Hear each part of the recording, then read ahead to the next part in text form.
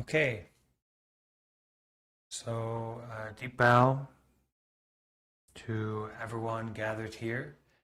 Deep bow to the Buddha, the Dharma, and the Sangha. That is our capacity to wake up and our capacity to meditate, which is also our capacity to be generous or to detach. We are eating, but we can stop eating. We are depressed, but we can step back from depression. We are anxious, but we can be mindful of anxiousness and disidentify with it. Deep bow to the Dhamma, the skillful teachings, wisdom teachings, leading us to the unraveling and untangling of our ignorance and attachment, and especially deep bow to the Sangha, to our community of well-minded practitioners that gather together on Discord and the Monk Life Sangha as a whole.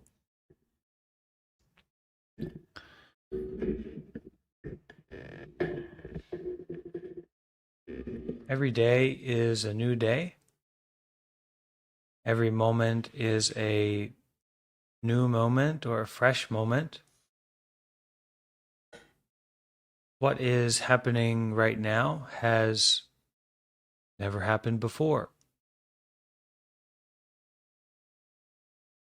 This breath that we are taking now is the breath of life, the breath of reality. This breath is everything. So what do we need to study? What do we need to talk about? What do we need to think about? What do we need to buy or sell or worry about or try to get? What do we need to develop? What do we need to avoid? This breath is the breath of life. Isn't that enough?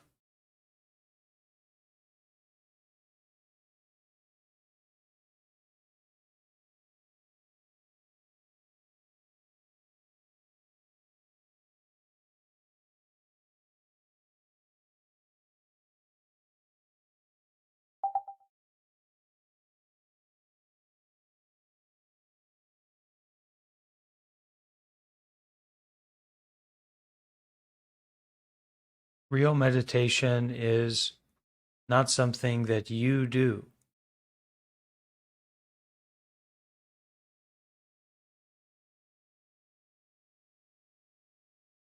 Real meditation is concerned with and informed by the truth that there is no self. Rather, there is no separation, that the law is the law of interbeing.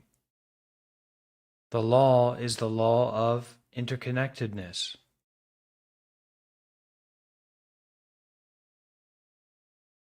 Your body, my body, everybody, anybody does not, has not, cannot, will not exist separate from everything. Literally, fundamentally, scientifically, realistically, this moment is the fulcrum of your life. This present moment experiencing that is not based in grasping or thinking or words and phrases.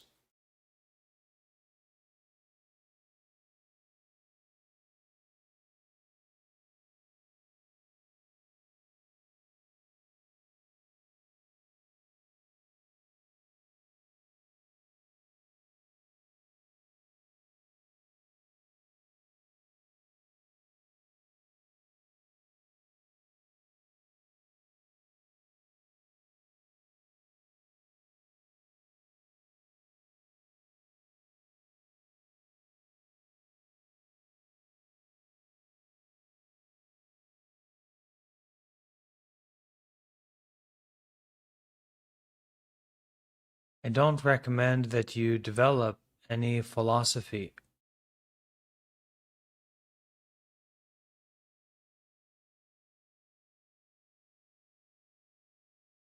Leave complicated thinking to the engineers at Samsung.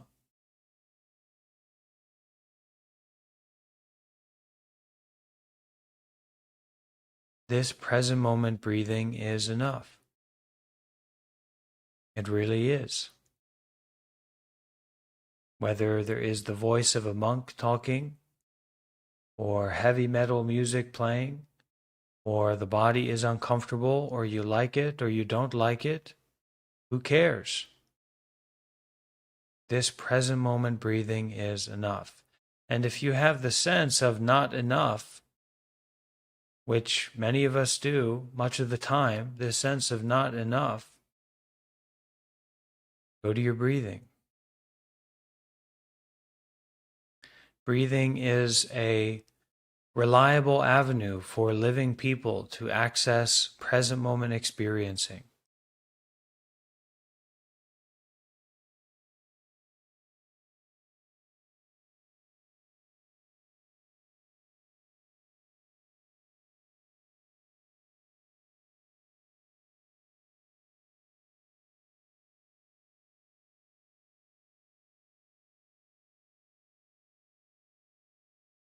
We should naturally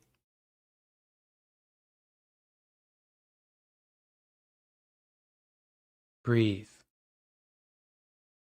We should naturally see. We should naturally hear.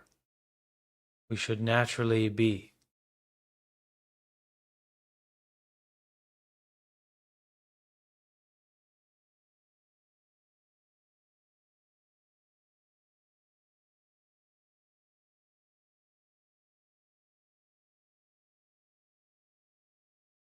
Be so natural that should is irrelevant.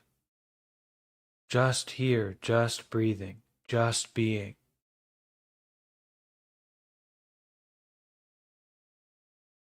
Just coming and going. Just forgiving. Just offering, just receiving, just seeing, just hearing, just breathing.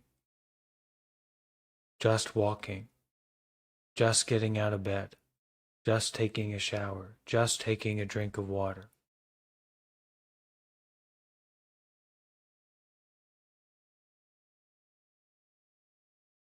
This just is enough.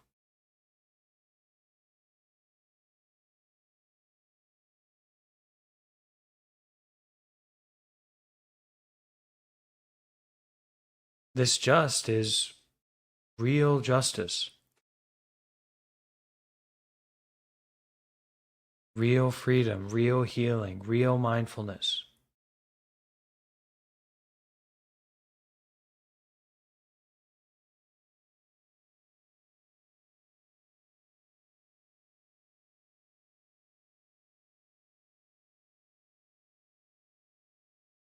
If we are not skillful to lead,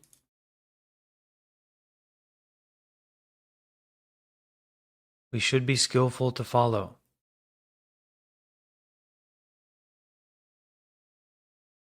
If we are not skillful to detach,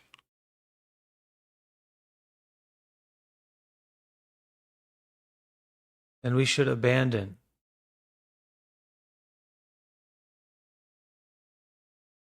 Give up, give away, put down mental phenomena, some thought, some sensation in your body, some sight, some sound. Give it up.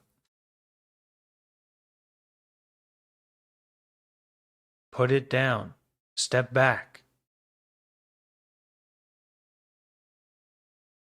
Put your hands out of the window. Get out of the car.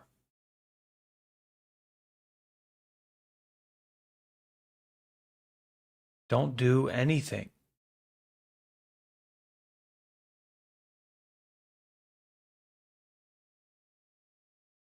Don't do.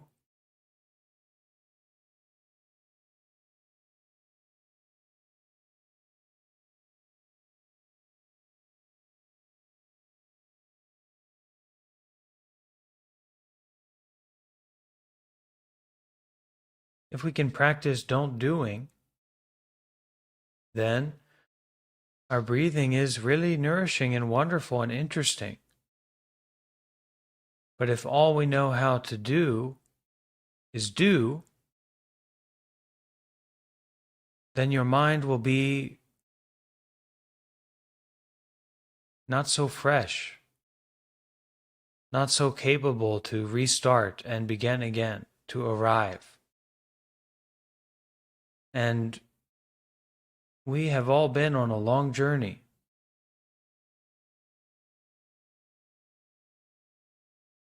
So what we need is not more things to do,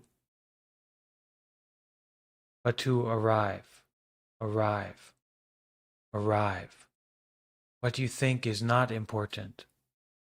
What you believe is not important. What you do or don't do is not important. Importance is not important.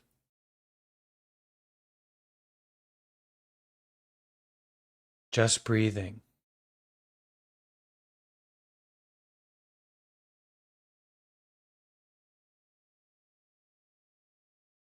In this way, we may key in to a natural state of mind, a state of mindfulness and detachment, a state of present moment breathing and affinity for relaxing.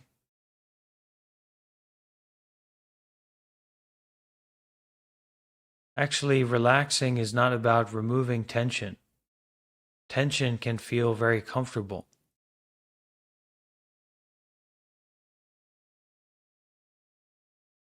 Tension can be a source of relaxation.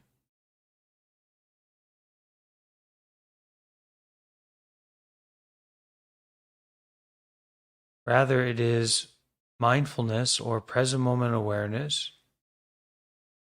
You can focus on your breathing.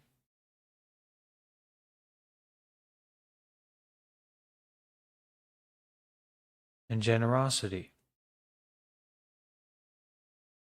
I am aware of this. I am involved with this. I believe in this. I like this. I like that.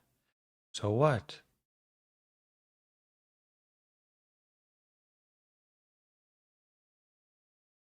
This is mine. So what? Give it away.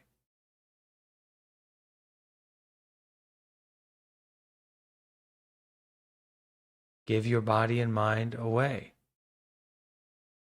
Give your life away.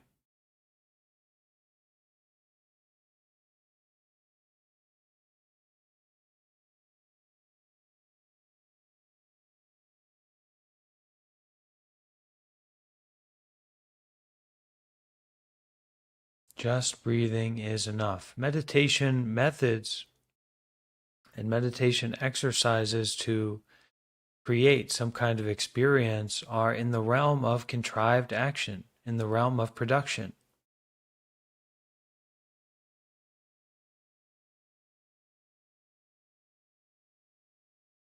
Let's produce non-action.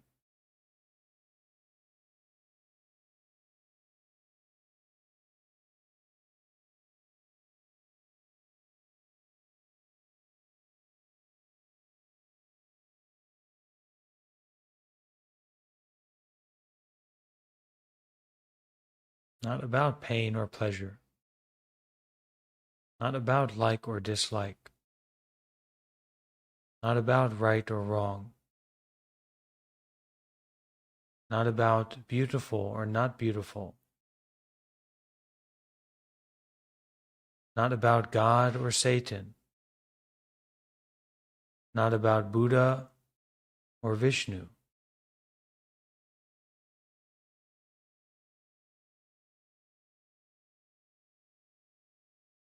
Not about anyone.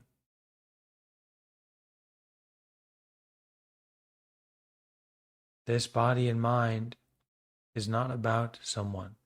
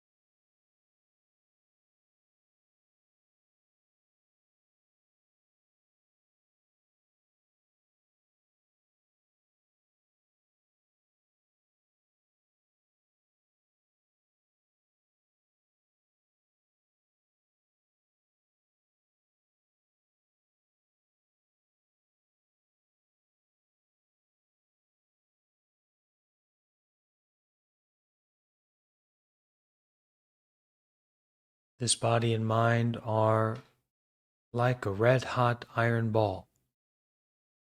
Do not grasp. Do not attach. Just breathe and be aware.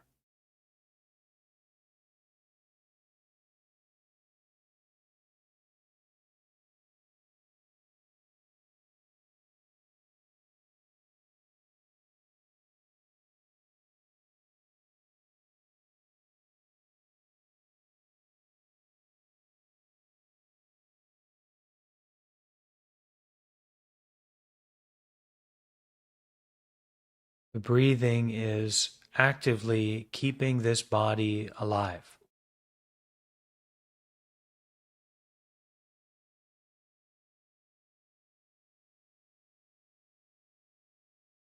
Our curiosity about the breath is a worldwide concern, a global concern, a universal concern.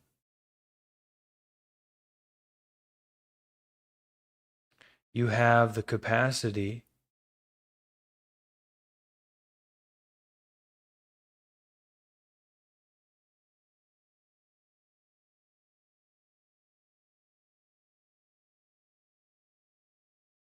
to touch a phenomena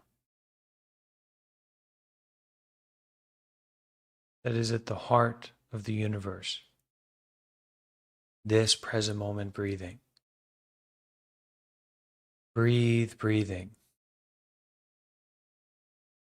Breathe and know that your breathing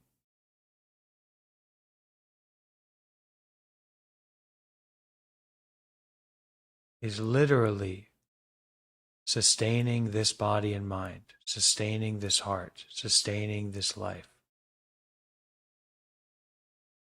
Now, with food and water, it will take a few hours, a few days of not doing it or not prioritizing it for some issues to happen.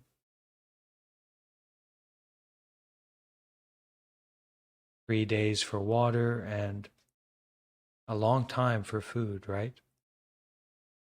So we have certain fuel. We have water as a fuel. If we don't take it, we'll break down. Food is a fuel. If we don't have it, we will break down. This present moment breathing is the fuel for this vehicle that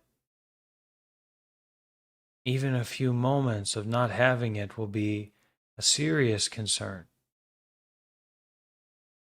That means that the process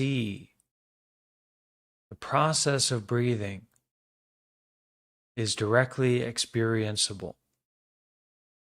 The idea of breathing is nothing, but the experience of breathing as a fuel and its interaction with the body is directly experienceable.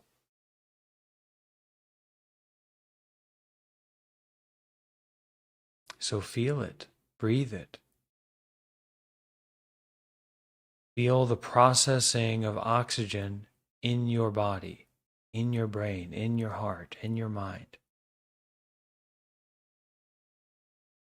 Breathe as deeply as you need to.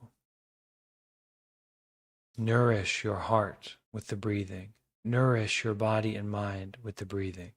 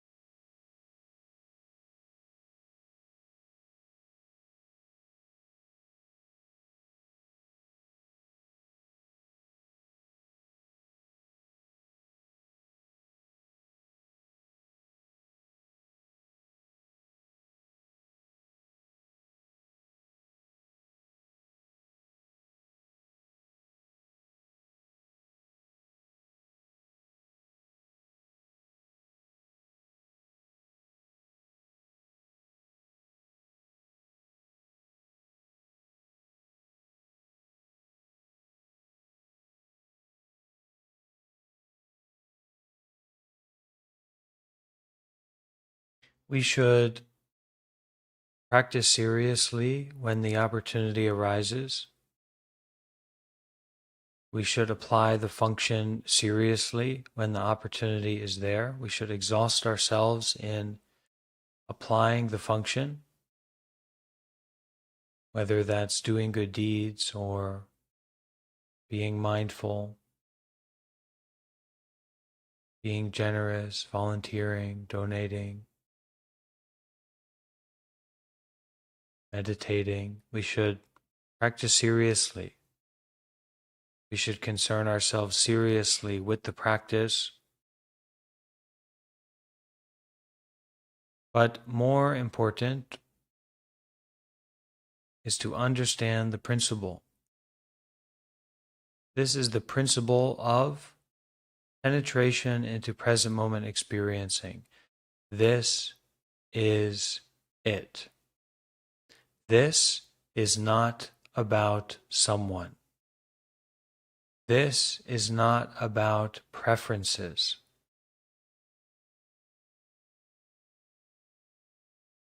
This is not about the body and the mind.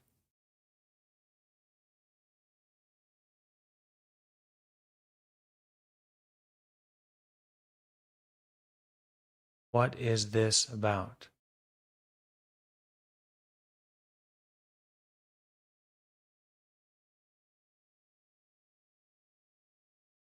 Breathe in peace, breathe out love, but breathe it. Really breathe it. Every moment of mindfulness, every moment of present moment breathing is a moment of penetration, a moment of arriving, a moment of recognizing your true nature.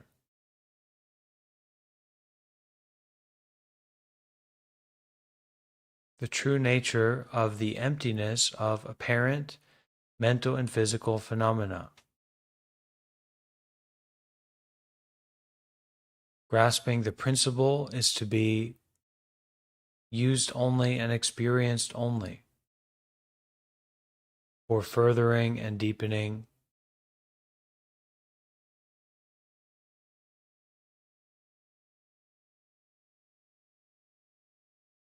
This is it.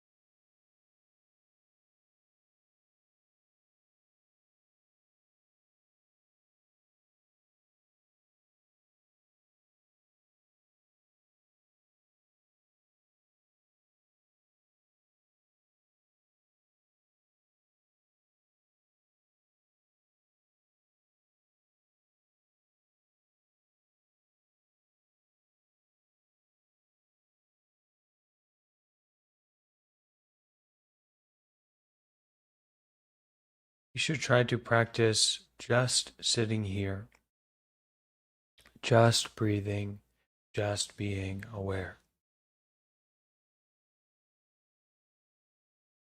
In terms of mental or physical phenomena that are comfortable or uncomfortable, we should concern ourselves with just sitting here, just breathing, and just being aware.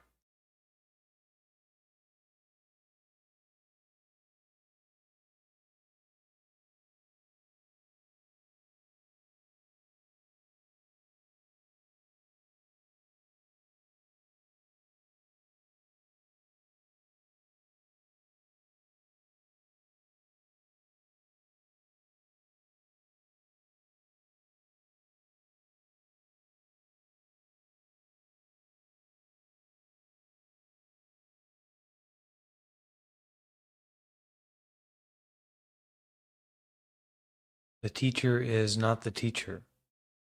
The teacher is not someone.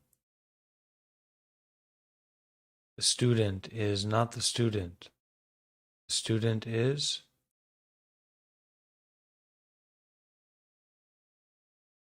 not much important. Just breathing. Just aware.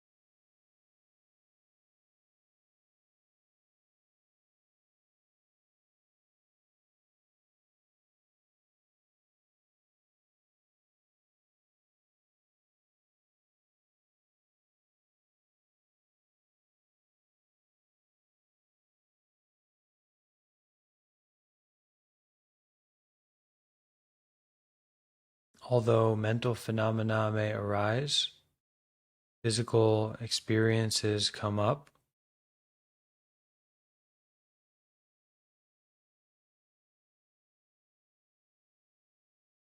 Penetrate into present moment experiencing, present moment breathing.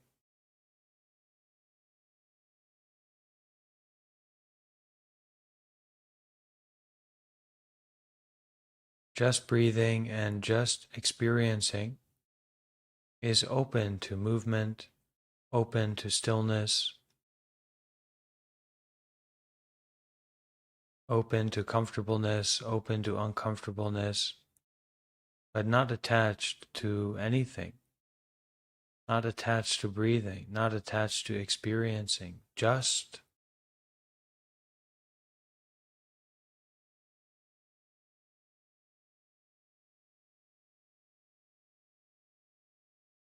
detach.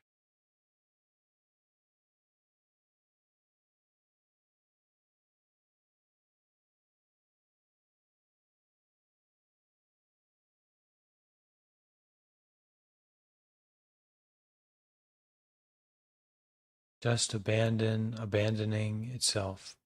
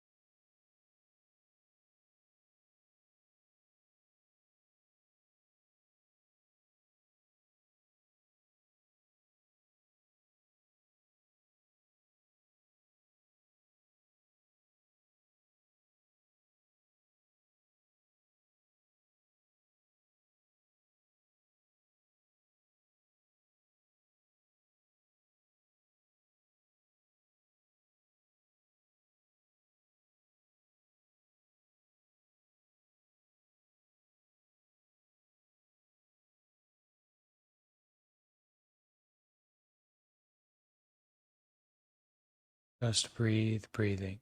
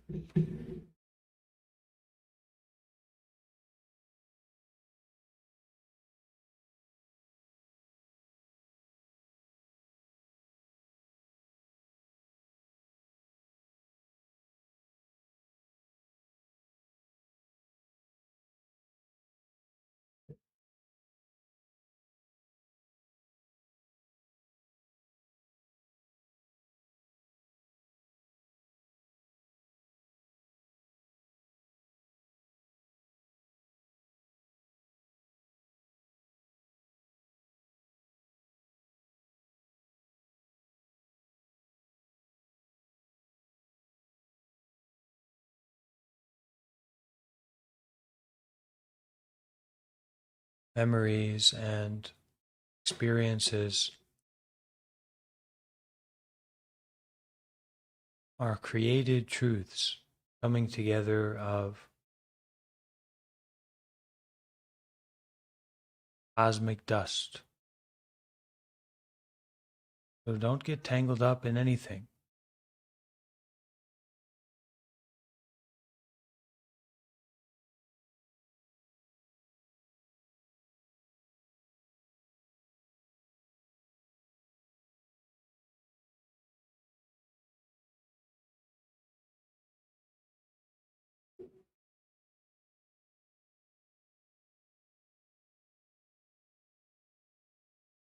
Be patient and open.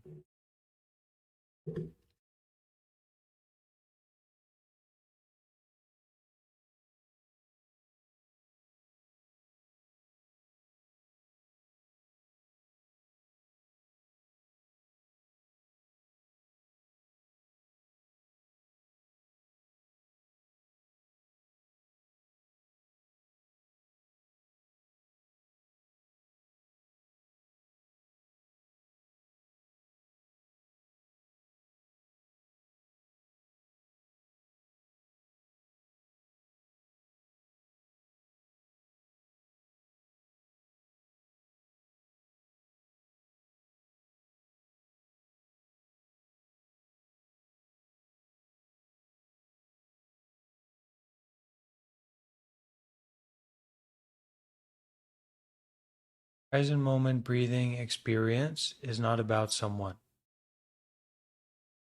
So breathe it. Breathe in selflessness. Breathe out impermanence. And the dukkha is there, so you don't need to breathe the dukkha. The unsatisfactoriness is there. Breathe in selflessness. Breathe out impermanence.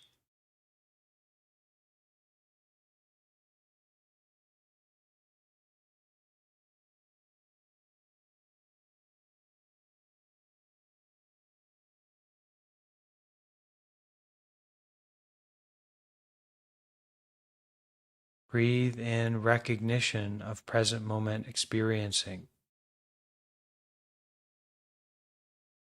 Breathe out detachment of any experience in particular.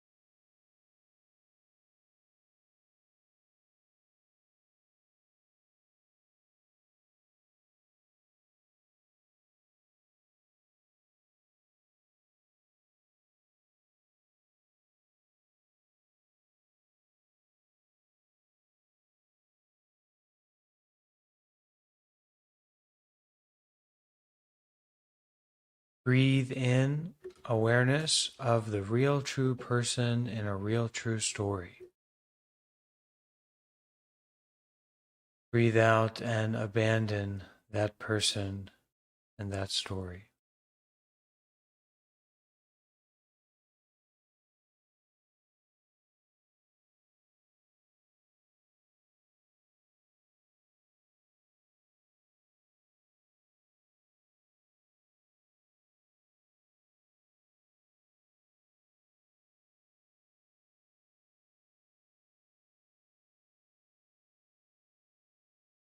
Breathe in being someone. Breathe out abandoning being someone.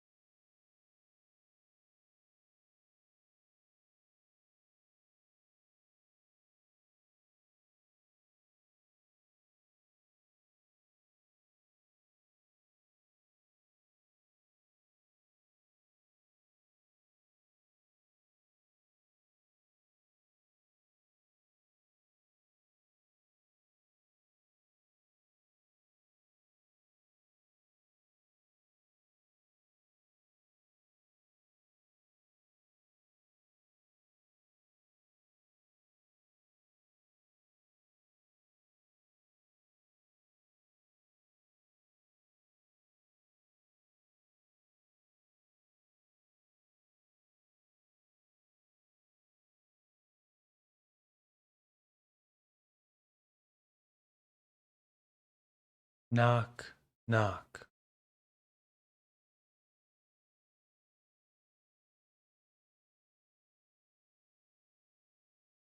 Who's there?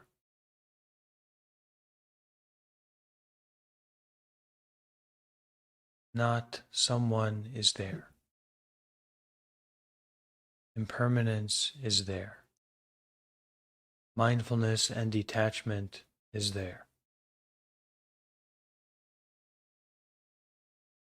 Just breathe, breathing.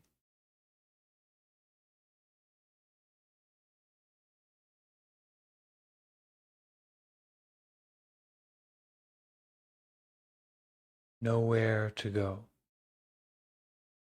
Nothing to do.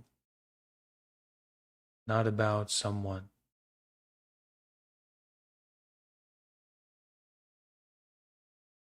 There's no rejection in this. There's no controlling in this. It is beyond preferences.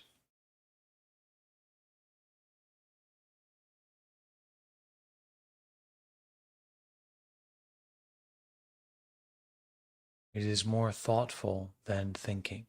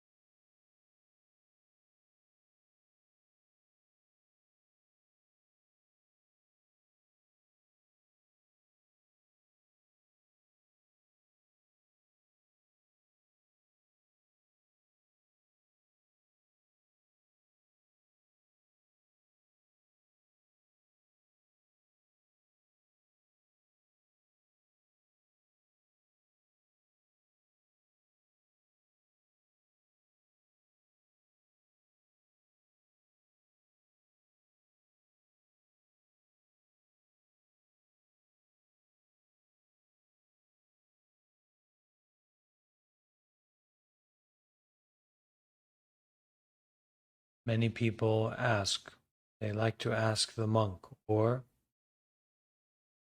they like to ask the skillful person, when is the best time to meditate? The best time to meditate is when you are meditating. Double down, triple down. The roulette table awaits. Are you ready to get blackjack? You've got to bet if you want to win. Put your whole body and mind on the table.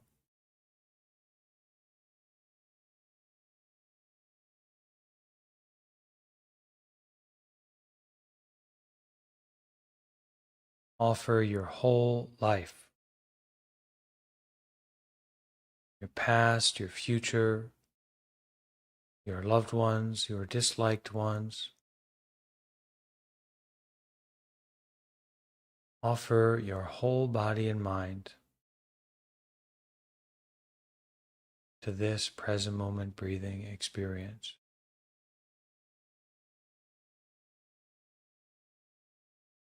Breathing in, just breathing in.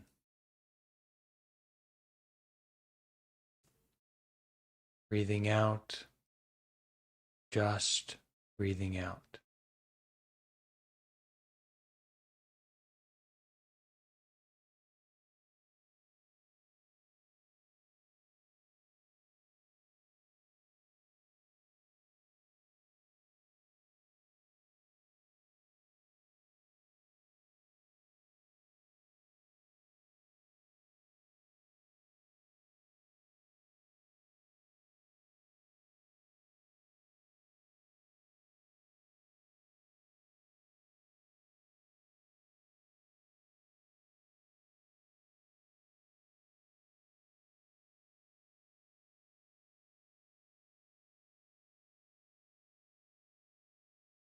Meditation has nothing to do with emptying your mind or being still or being comfortable.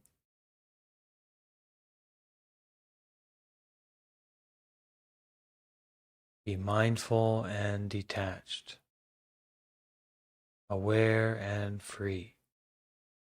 In breathing, just breathing. In hearing, just hearing. In feeling, just feeling. This is inclusive of motion, stillness. It is inclusive of good and bad phrases, or pleasant or unpleasant, mental or physical phenomena. It's not about anything, everything, everything. The breath of the universe is this breath. Breathing in, just breathing in. Breathing out, just breathing out.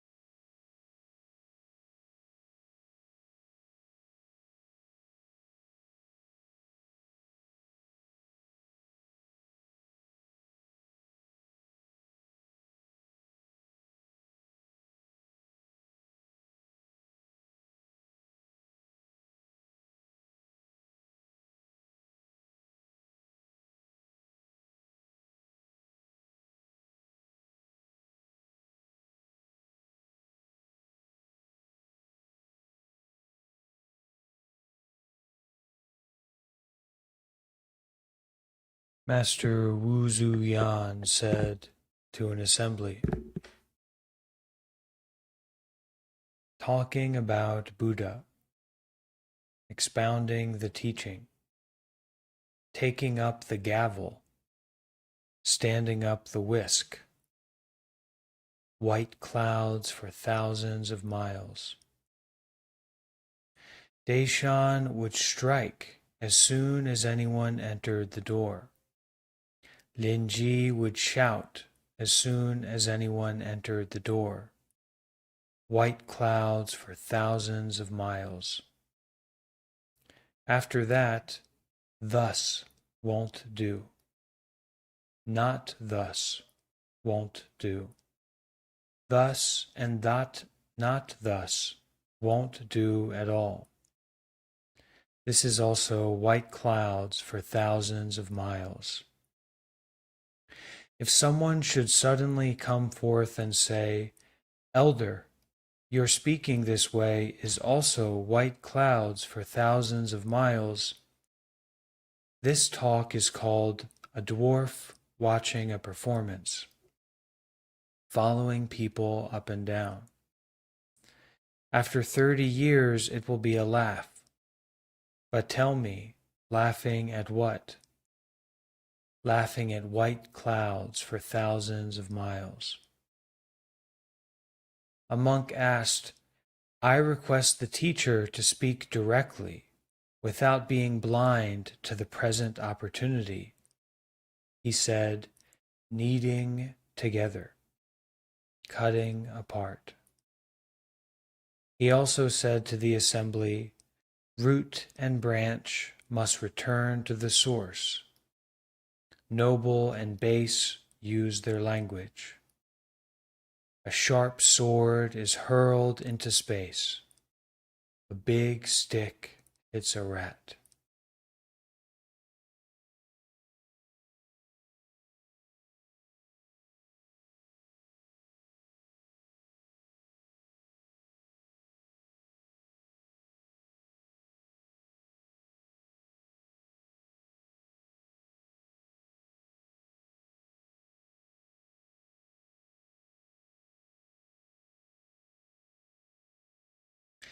Master Dongshan Chu said to an assembly, to bring out the vehicle of the source and express the great teaching, it is necessary to have thorough clarity of vision of truth.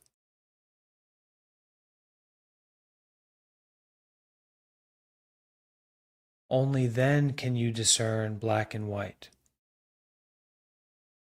Because truth and falsehood have the same source, and water and milk are in the same container. When you get here, it's hard to distinguish them. I always use the eye within the mind to observe appearances outside the body, observing over and over. Then I distinguish true and false. Otherwise, what do you call a teacher? A teacher drives off the farmer's ox, takes away the hungry man's food. Only then is one called a teacher. Right now, who in the world is a real teacher? Chan worthies, how many teachers have you called on? This is not an idle matter. You need to investigate thoroughly and see all the way through.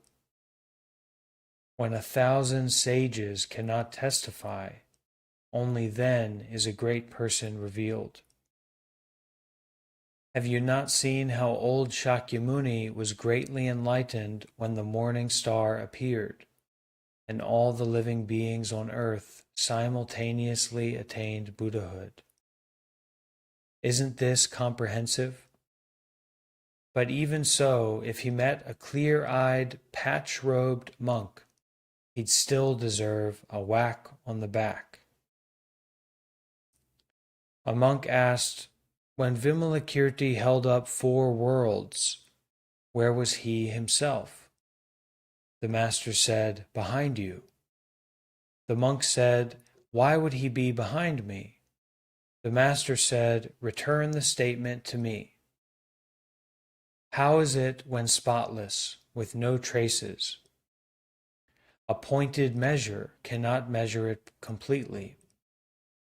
What is a patch-robed monk's proper concern? A camel crosses the Han River. What is an expression of hindrance? Bodhidharma has no front teeth.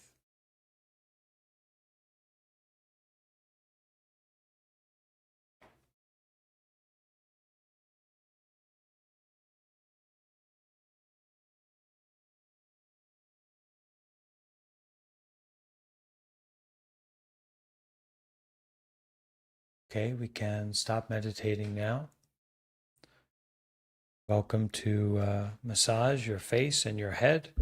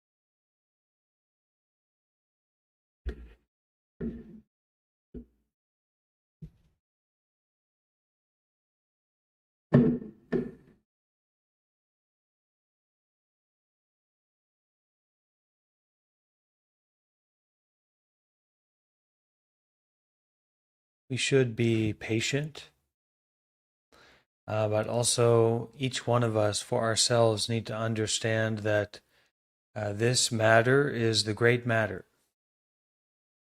This is life and death.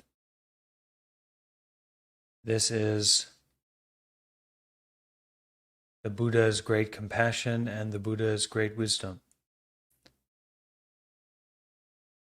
This is the recognition of the inherent temporariness of what you are attached to, whether it's your loved one, your body, your mind, your possessions, your valuables. So we need to penetrate into this present moment experiencing. We need to penetrate into reality, into the truth. Doing meditation exercises is not my concern, not the concern of this community, if I have my say. Our concern should be to realize the truth, to make merit and rejoice in our merits, and to help others make merit, rejoice in their merits, and to know about the truth. And this is real work, and it is the business of this community, the intention of this community, to take up that work, to do all kinds of good deeds in all kinds of good ways. Good deeds concerned with those who are in need, good deeds concerned with the action of generosity, the action of donating, the action of volunteering, the action of mindfulness and detachment.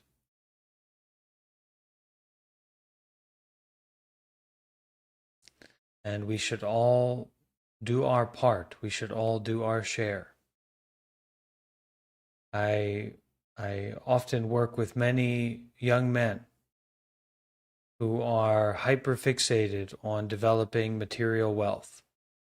They kind of want to be some kind of wealthy business person or something like that. I always emphasize for them that the more profit you get, the more generous you need to become. The more healthy and wealthy you are, the more you need to concern with doing good deeds, with helping the others. Otherwise, we become trapped in profit. We become trapped in gain. Well, what happens to someone who's trapped in gain and trapped in profit when loss comes knocking? Panic, fear, confusion, instability, suffering, go straight to hell. Also, what's the big deal about being healthy and wealthy if you are not concerned with the others, if you are not helping the others?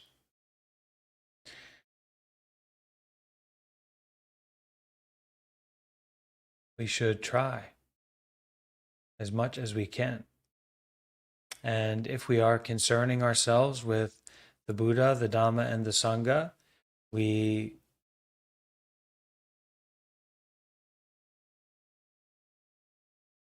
can be sure to have a success. And we can be sure that our generosity, our volunteering, our mindfulness and detachment is concerned with the truth.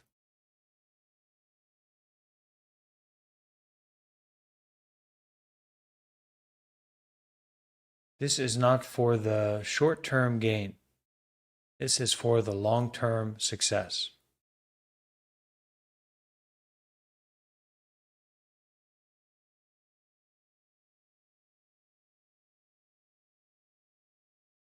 So, dear assembly, good friends, good practitioners,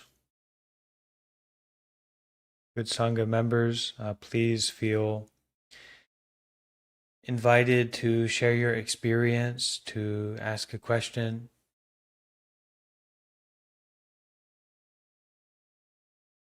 to support.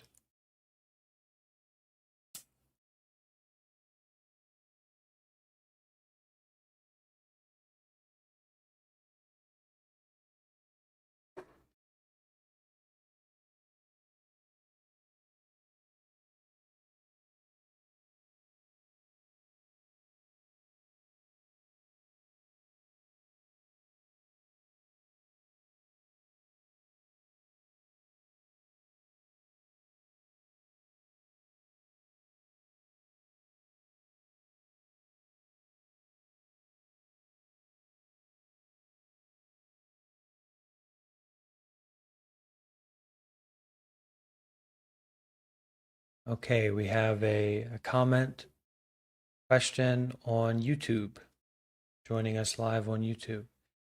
Paul K. Is generosity and breath meditation adequate for someone unable to understand the deeper sayings? I am far from rich, but I want to spread the knowledge in my poor community.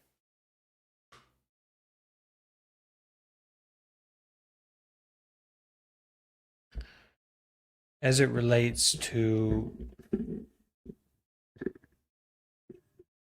unable to understand the deeper sayings,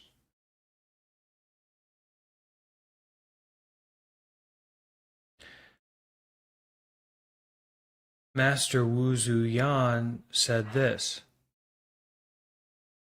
if someone should suddenly come forth and say, Elder, your speaking this way is also white clouds for thousands of miles. This talk is called a dwarf watching a performance, following people up and down. After 30 years, it will be a laugh, but tell me, laughing at what? So what is this all about? What are we laughing about? What is curious about this? What is the deeper saying here? After 30 years it will be a laugh, but tell me, laughing at what? Laughing at white clouds for thousands of miles.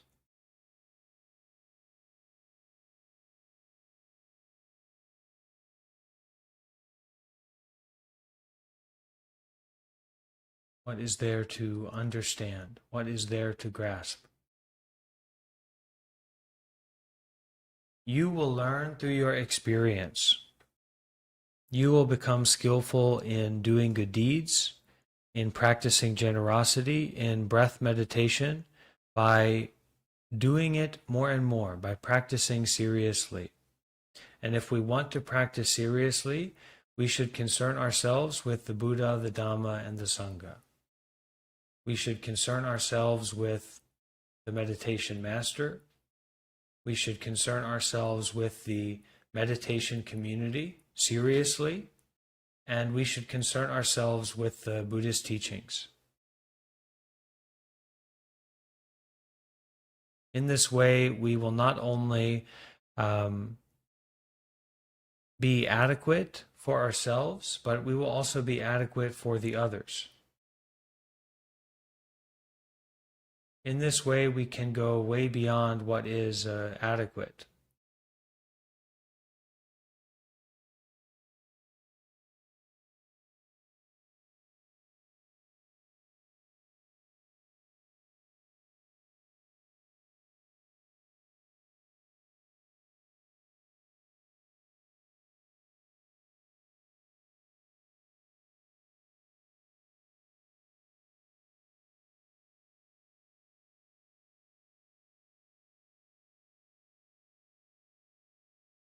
We all have certain positive quality, certain negative quality. Generosity is not about money. Money is very useful. Money is very convenient. It is a way we can practice generosity, but generosity is not about money. It is about offering out, sharing out, concerning ourselves seriously with mindfulness and detachment, with doing good deeds.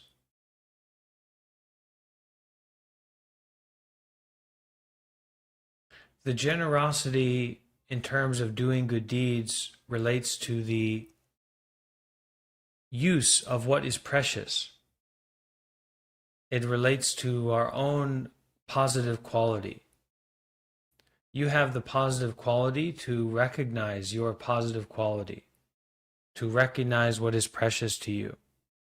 That is the place of generosity. So we take our positive quality and we offer out more and more.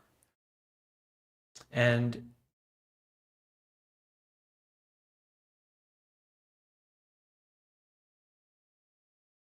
we should not attach to the positive quality. We should attach to the meditation master. We should attach to the Buddha, the Dhamma, and the Sangha. And in this way, we can practice seriously. We can support those who are practicing seriously, and we can be supported by serious practice. This is my real experience.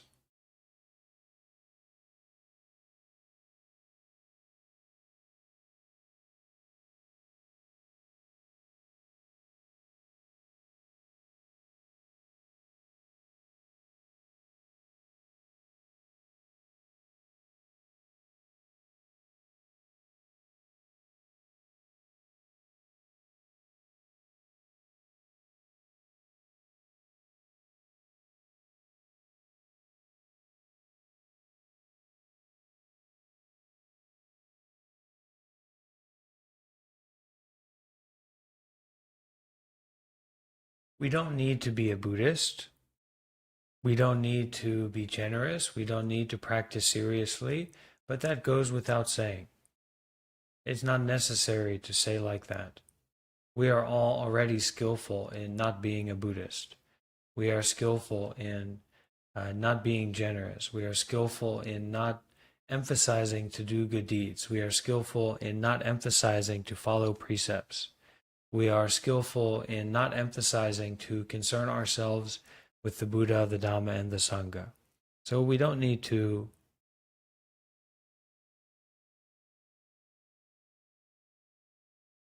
develop that anymore. That is already fully developed for most of us because we don't come from that background, right?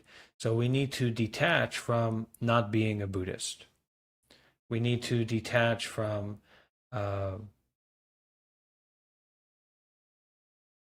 not concerning ourselves with the Buddha, the Dhamma, and the Sangha. And that's an interesting field to get involved with. And we should get involved with our mindfulness and detachment, with our open heart and open mind, with our real intelligence, not in some kind of blind, deaf, and dumb way.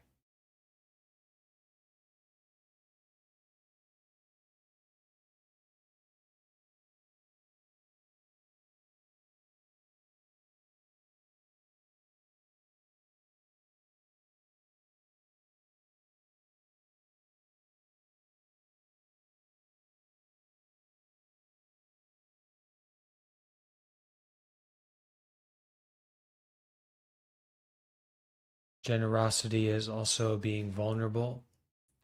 It's sharing our heart, it's sharing our experience, it's sharing our sincerity, our questioning.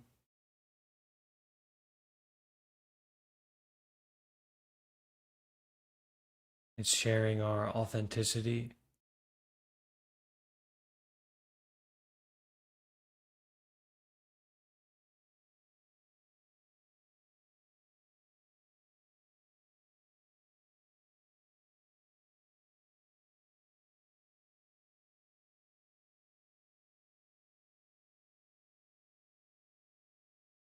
But it's really about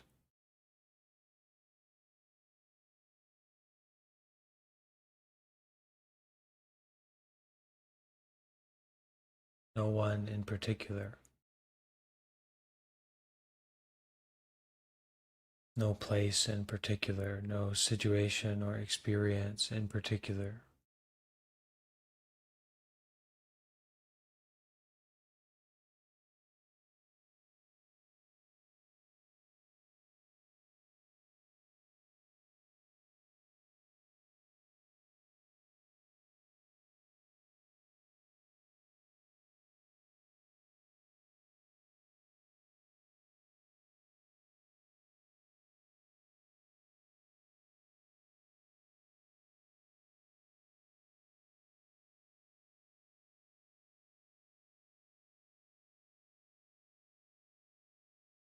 When we are getting started, it's difficult. But the more that we make use of the opportunities that come up for practice and for being generous and finding out what that means for us to be generous, to do actions of generosity, the more that we make use of these opportunities, the more that we practice meditation seriously, wisdom-informed meditation, the more that we listen to Dhamma talks, the more that we detach from what we think we know and who we think we are and the situation we think that we're in. We detach and then we penetrate with mindfulness into direct experiencing.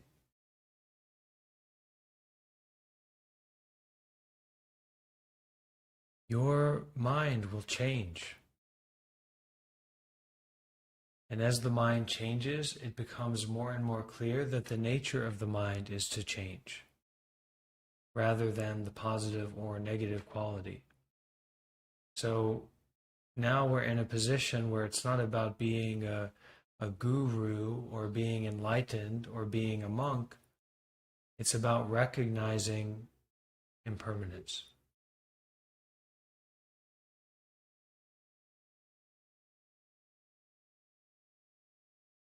That this impermanence of present moment physical sensations, or the impermanence of the present moment feeling or experience of the breath in this moment, is also the impermanence of your ego.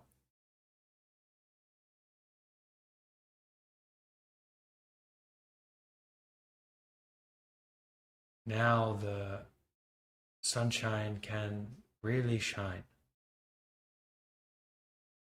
Now our gentleness can really be gentle. Now our forgiveness can really forgive. We start to be able to use the power of ever new impermanent nature. And eventually, depending on our karma, depending on our cause and conditions we find ourselves in, we may realize our true nature, recognize our true nature in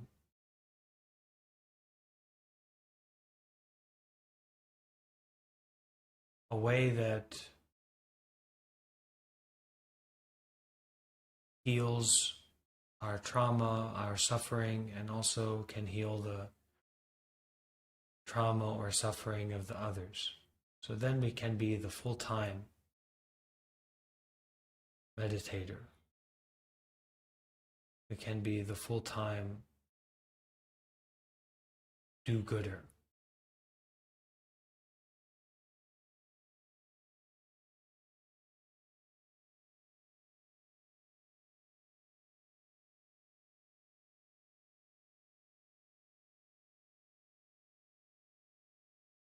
And we can realize that the full time is this time, but not in terms of that accident or that fear or that situation. Oh my gosh, someone kicks down the door or there's an earthquake, but the earthquake of moment by moment interpenetration, of direct experiencing. This is the earthquake. This is the meteor strike. This is the knock at the door. This is freedom.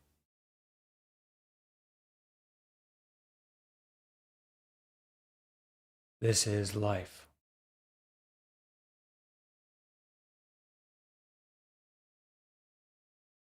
This is knocking on the door.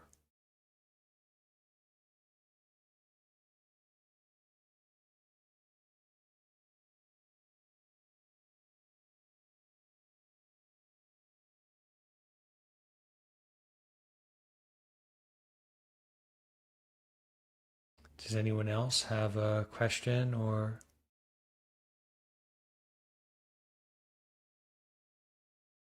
something they'd like to share?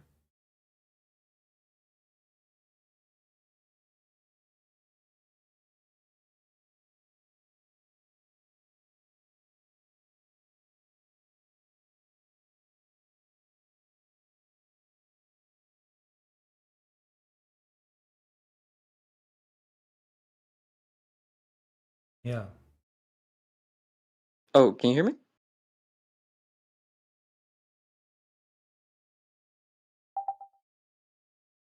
Yeah, Brian, I can hear you.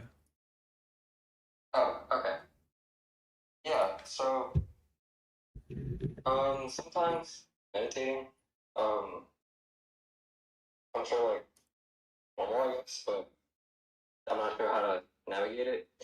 I'll get like a feeling of like just a lot of restlessness, like just like not wanting to sit down, like just I don't know, like wanting to like itch and like move around, and it's well like distracting. How do you yeah, how do you feel stuff?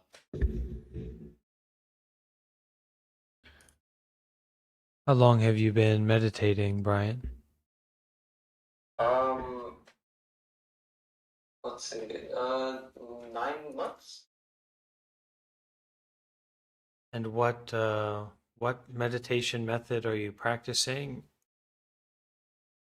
Well, when it happens the most is when I try like just following the breath. Is when I notice it. How did you come here to this place?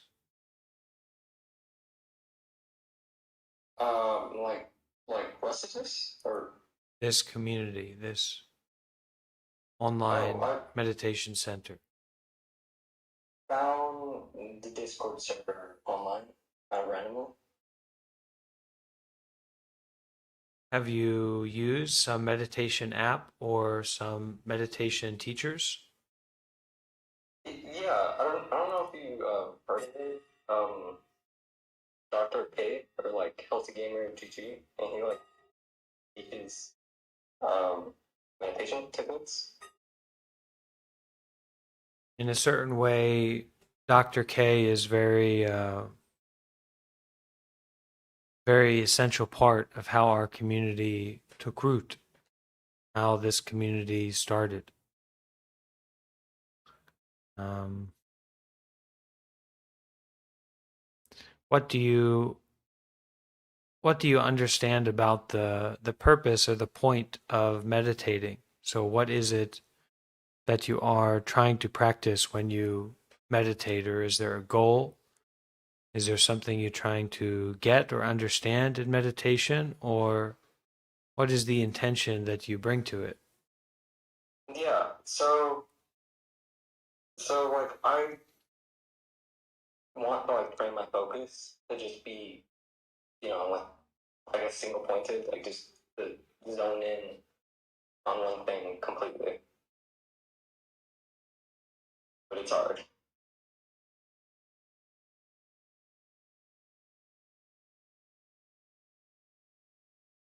Have you listened to some guided meditations previously? Yeah.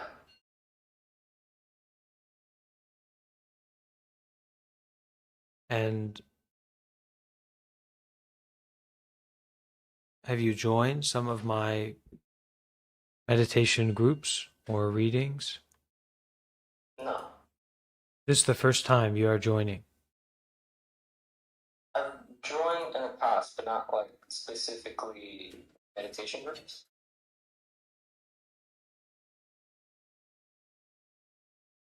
And where are you in the world? In California, the US. Southern California or northern? Yeah, southern. Nearby San Diego or Escondido? Um, Somewhat. It's like a hour and a half drive. So we can consider that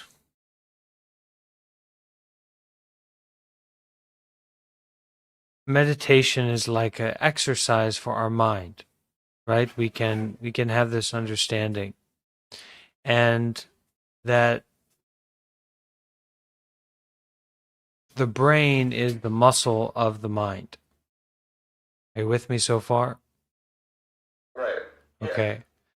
So you want your brain muscle to get stronger, right? Yeah. Uh-huh. And what other muscles do you know about in the body? Can you say some example of a muscle in the body? Yeah. The bicep. Bicep. All right. So if you want your bicep to get bigger, right? Pick up heavy weight and curl it, right? Right. And what happens when you pick up the heavy weight and curl it? You get stronger. Or it hurts. The muscles tear, and then through that tearing, they rebuild with the protein that you take in, and they reform, they get bigger, get stronger. Yes? Right. We can train the mind in a similar way. So through brute force, through will, or through certain good conditions, we can train the concentration in the mind, all right, or to train the relaxation in the mind. There's nothing to it but to do it, right? Or as Ronnie Coleman would say, everybody wants to be a bodybuilder, but nobody wants to pick up these heavy weights. All right. Okay. Now, the concern And the situation is that the muscle for the mind, which is what you actually want to train, not your bicep, the muscle for the mind, what would we say that is, for the sake of, this analogy? It's the brain. The muscle for the mind is the brain. Now compare the complexity or the subtlety of the brain muscle with the bicep muscle. We're looking at a serious situation now, aren't we? Yeah. Yeah. So if we want to actually train the mind, we will need to take a more full spectrum approach for real success, for real mind training. Buddhism is the system for real mind training. That's the intended purpose, the real intention of Buddhism. Keeping it very, very simple, through starting to do actions of generosity, which maybe we as a Western person, we don't necessarily know what that means or what that's about, but actions of generosity, right? Okay, I can do good thing, be generous with someone, I give money to someone, okay, right? Through the expression, the action of giving away what you're holding on to, there is a capacity for you to not just be totally driven by your desire or your fear, right? So you're grasping onto this thing and you want to keep it for yourself, or you want more of it, or you're grasping onto it, you want to push it away. Okay? Because you don't like it. So you're pushing away, or you're pulling towards, or you're holding on to this sense of grasping. If you cannot be generous, then you are just stuck in this state of grasping, and you can't really regulate your body. You can't get that much involved in your life because it's just about desire and fear.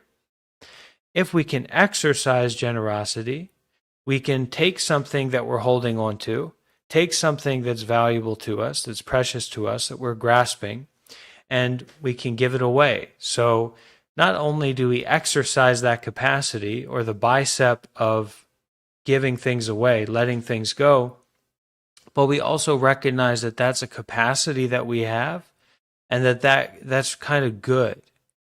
It's good to be generous. It's skillful even to be generous. There's a loveliness to it. So from that action of generosity, you can now start to regulate or be mindful of your mental, physical, and verbal actions in a way that's not just about desire, not just about getting what you want or avoiding what you don't want. Okay, so it's not just cause and effect. It's not just action and reaction, but it's a stepping back and an awareness to regulate your actions. So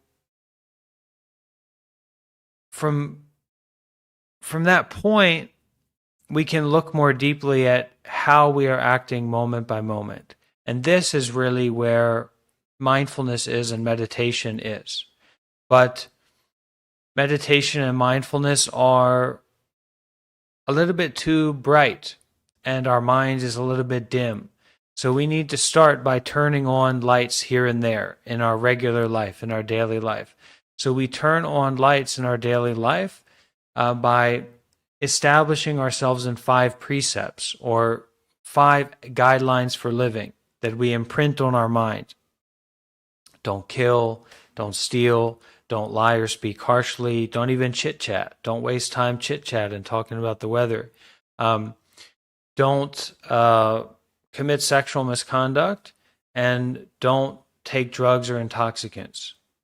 Now, you can also do these in the positive. It doesn't matter how you do them, but it's now you have a presence of mind that relates to awareness of your mental, physical, and verbal actions as it relates to the overall skillfulness of those actions, rather than just desire and fear. Now, if you can start to practice with some degree of precepts, now there is a general sense of mindfulness or presence in your life, And now you can have opportunities to meditate in a natural way. So, maybe the ideal that we think about in meditation, where we are sitting under a tree and we're just peaceful, we're just open, we're available to life.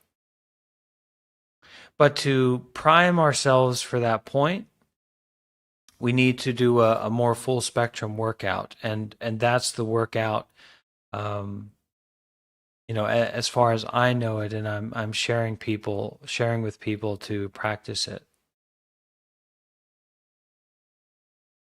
Okay.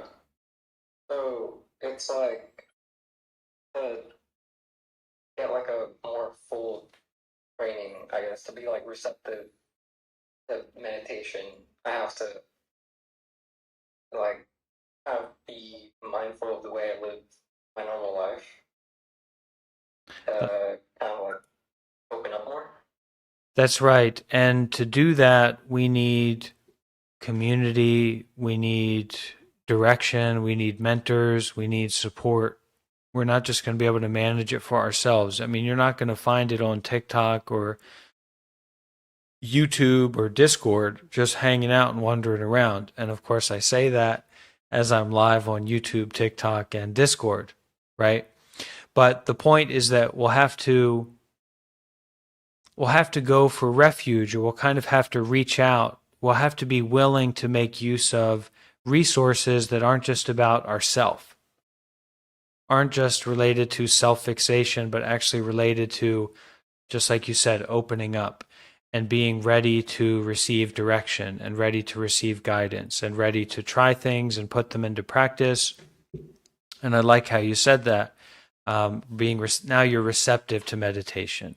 Now we can talk about, okay, applying a meditation method, and how do we work with meditation as a whole. But firstly, we have to live our life in such a way where we are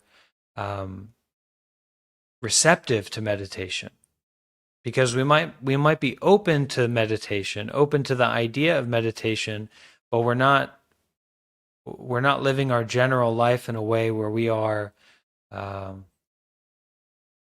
ready to receive moment by moment generosity as a practice.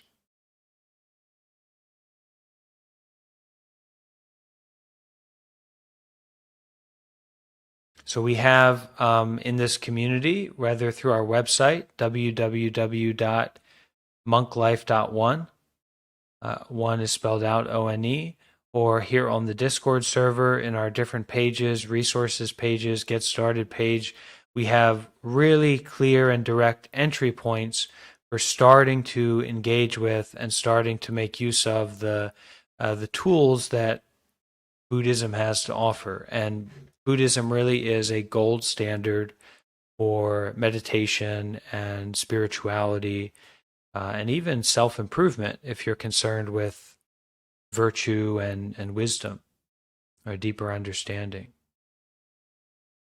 But the analogy about the bicep and the brain is something we have to accept that. Otherwise, we'll just be making a bicep in our brain, right? And that's not the joy of having a brain or having a mind. The joy of the mind is a lot richer, a lot deeper than just pick up heavy weight to be strong. Right.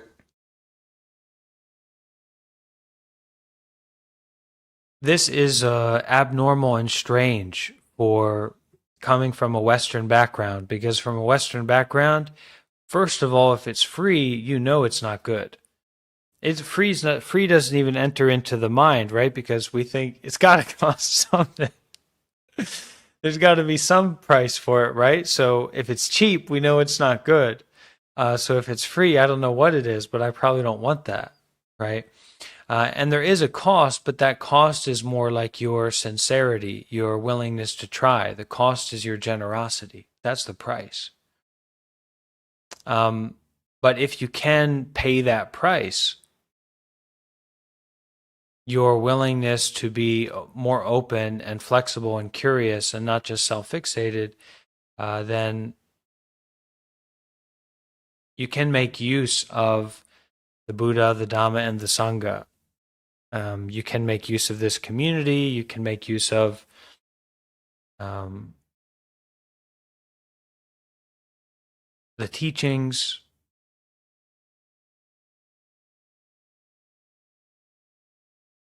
And you can change your mind. You can change your life. And this is a doorway to other meditation centers, other teachers and avenues to go down. But this is the most important work that we can do in our life, is the work of freeing ourselves from self-fixated, complicated thinking and attachment and the heaviness of life. We want to change heaviness to depth.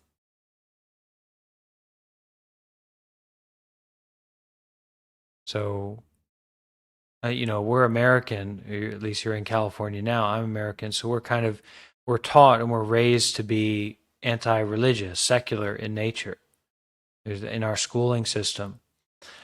But if we look to American culture or American society, virtue is not valued much, and authenticity is not valued much, and deeper understanding is not valued much. Celebrities, entertainers, politicians, and wealthy people, and things concerned with those people is valued much. That doesn't lend well to developing virtue, meditation, and wisdom. So we need to be ready to detach from what we're used to. And honestly, it doesn't need to be that difficult. When we have the good conditions to come across the Buddhist monk, to come across the community of meditators, to come across resources that are available, you have the good conditions to be able to listen to this, right? Where a lot of people, if it's not flipping their switch, if it's not about getting what they want, they have to tune out, they have to run, they have to go out. So you have a lot of good conditions, and you should try to make use of it seriously. This is the purpose of life. This is everything.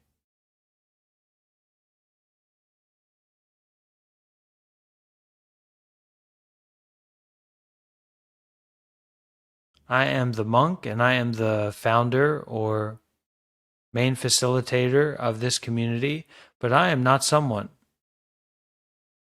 So this not someone is just here to help you have a deeper understanding and have actionable steps to develop that understanding and help others develop that understanding. There's a lot of resources available, especially in California. A lot of places, a lot of teachers, a lot of high-level, wonderful people that are available, for sure. But unless you can bring up that intentionality, that sincerity, that willingness to be generous, not just selfish, to try, not just buy, right? They say try before you buy, but nothing's for sale here. And mental training or training the mind is way more difficult than training the body. But because the mind is so essential, because the mind is so paramount to our human experience, there's an inroad there. There's an access point there. There's a twinkle there. There's a shining light in that crack of greed, anger, delusion, selfishness that keeps us from even training the physical body. Because we are turning just in this certain amount to face the mind, there's an entry point there to changing the mind and recognizing the true nature of the mind. And then you can naturally start to get involved with the training, the sudden training of every thought is 1,000 miles of white clouds. And there's also the gradual training, which I described to you. But regardless, we have to get involved. And it's wonderful to be generous. It's wonderful to prioritize doing actions of generosity. It's wonderful to prioritize being good and doing good and being virtuous. And we need supportive structures for doing that. You know, it's like we want to create a secular society. We want to take religion out, you know, all religion out of the United States. Okay, so now what do we have now? Celebrities and I mean, there's artists that are doing performances and like expressing their art, but then there's like the main Hollywood, which is being intentionally deceptive, right? A James Bond, a Daniel Craig, James Bond is a fraud, is a master deceiver. Okay, what is it? Leonardo DiCaprio in the Titanic is a master of deception, of trickery, of false perception, right? So if we take religion, you know, oh, I'm secular, I don't believe in religion, I don't follow any religion. All right, so now what do we have as the full representation of our society and setting all examples in our society? People who are intentionally deceptive and very skillful at it, people who are artists, which are kind of like entertainers, politicians who somehow we all despise but have all the power in our society, and wealthy people, people with power, whether it's material power or you know, the power to deceive others, right? So if we just say, no, I don't believe in religion, well, then what do you believe in? We need to have supportive structures for how to live our lives skillfully. And it's not about Buddhism. It's not about becoming a Buddhist. But it is about being ready to make use of what you are not skillful to make use of, right? We are coming from America. We are skillful to not care about or concern ourselves with generosity. We are skillful to not concern ourselves with being virtuous, being good or doing good. We're skillful to feel good, right? So we know how to use the power of being selfish and not caring about generosity much. We know how to use the power of prioritizing feeling good and disregarding being good or doing good. And we know we are skillful to be mindless and just in a state of consumption and distraction. So we need to detach from what we are already skillful at, because what we are already skillful at, we can use freely. Anyway, we know how to use it, but we don't know how to use generosity, virtue, meditation. So we need to become skillful to use those also. And this is the path of using the training of the bicep to train the brain. Using the training of a little bit of concentration, a little bit of relaxation, a little bit of opening to start changing our mind. But you have to first prioritize changing your life, and then you can change your mind. And once you change your mind, your life will also change. And then it becomes exponential. And now you start to enter into a moment-by-moment life, and a lot of healing can take place, a lot of transformation can take place. But firstly, you have to change your life. Then you can change your mind.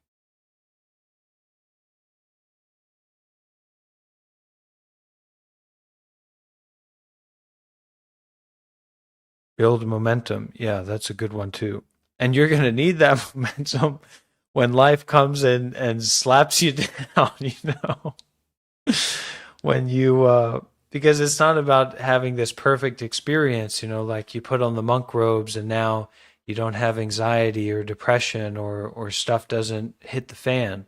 Stuff hits the fan, you know, depression, anxiety, fear, anger, delusion, mistakes.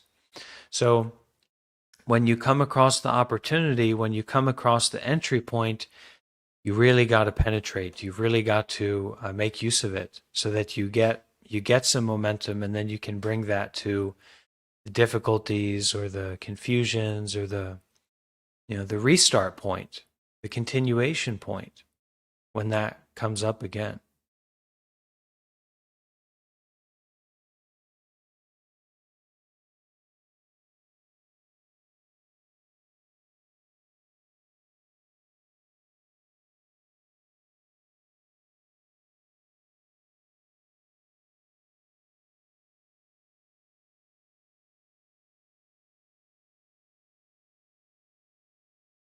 Okay, Brian?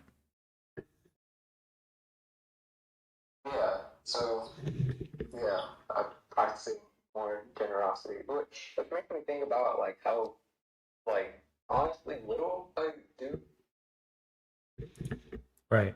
So prioritizing actions of generosity, and then more things will open up. And for the starter pack, maybe that's an interesting notion, like a generosity starter pack. But what can be comfortable is if you are going for a walk, then you can, and you see like a homeless person or destitute person outside of a grocery store or a shop, you can say, "Hey, I'm gonna go into this shop, and I want to know if I can get something for you, some chips, some food, etc." You can also just donate money to them, and of course, you can also, you can donate to me as well through the Patreon or through PayPal. You can make a donation to the monk also. Um, but we can also look at how can we volunteer? How can we offer our body and mind? But when you are starting out with practicing generosity, it's quite important that you keep it simple and actionable. So once we start to get like this idea of helping others or being nice or taking care of others, it can become a ego trap for us, right? So now we're like giving advice because this person needs it. Um, and it should just be more solid, right? Try to do good deeds, try to do actions of generosity, try to recognize something that's solid, precious to you, and give it away and offer it out. If it's like your grandma, calling your grandma and listening to her, or those kinds of things, it can be generous too. But just the listening, just the presence, you're offering your mindfulness. In in the Buddhist society, in the Buddhist country, many people who are the real Buddhists, like devoted Buddhist people, their main practice is going to the temple and making donations to the monks so that they get merit. So okay, Caroline. So through making the donation or practicing generosity, they get the merit or like that opening, that space. And then with that space, maybe that's enough for them.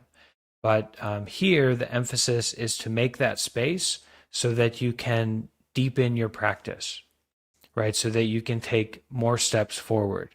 Because when you do good, you feel good. And when you're being good, you also feel good. Um, so generosity is just like the access point for that, but it's not. We don't do it so that we feel good, although that is why some people do it. But we do it to help us develop a practice of doing only, experiencing only.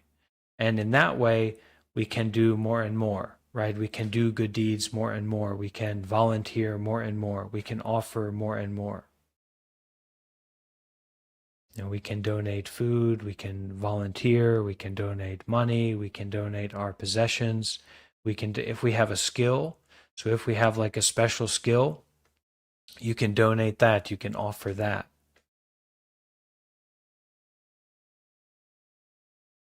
And this is also our community here, our space here is a place where there are some volunteering opportunity, there are some donation opportunity, but it's really difficult to manage these kinds of things online.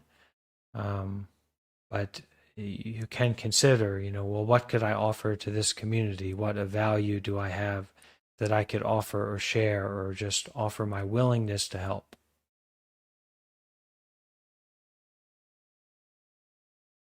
Because there's a lot of value in like, okay, so if you do the method with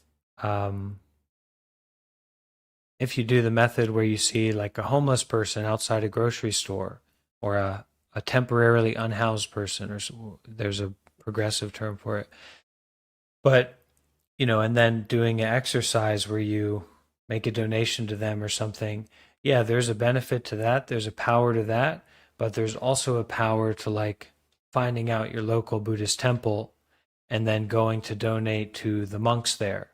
And now your act of generosity is still generosity. It's still giving away something that's precious to you, but it's concerned with the Buddha, the Dhamma, and the Sangha. It's concerned with virtue, meditation, and wisdom, right? So there's some benefit to that as well. But the principle is still the same. You take something of value that you're holding on to and you give it away and you offer it out. And it's almost like, oh, sorry, just like the practice of, like the practice of letting go of things that you cling on to.